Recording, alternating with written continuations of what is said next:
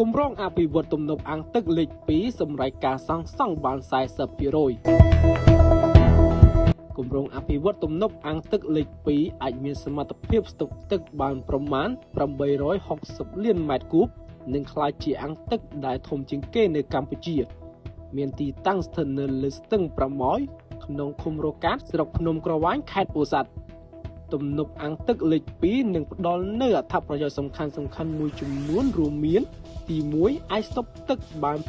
860លានម៉ែត្រគូបនិងអាចស្រោចស្រពលើផ្ទៃដីចំនួន 262,500 ហិកតាដែលនឹងផ្ដល់ទឹកប្រើប្រាស់គ្រប់គ្រាន់ពង្រីកវិសាលភាពវិស័យកសិកម្មបន្ថែមទាំងរដូវប្រាំងនិងរដូវវស្សាទី2កាត់បន្ថយបាននូវការជន់លិចលង់នៅផ្នែកខាងក្រោមទំនប់ក្នុងភូមិសាស្ត្រខេត្តពោធិ៍សាត់ដែលតែងតែបង្កគ្រោះមហន្តរាយកន្លងមកទី3បញ្ជាបាននូវការខូចខាតប្រព័ន្ធធារាសាស្ត្រនិងហេដ្ឋារចនាសម្ព័ន្ធនានាដែលបណ្ដាលមកពីទឹកជំនន់និងទី4ក្លាយជាតំបន់ទេសចរណ៍ធម្មជាតិដ៏មានសក្តានុពលគិតត្រឹមចុងខែវិច្ឆិកាឆ្នាំ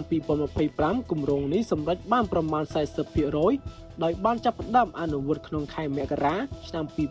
2025ហើយគម្រោងបញ្ចប់នៅក្នុងខែធ្នូឆ្នាំ2027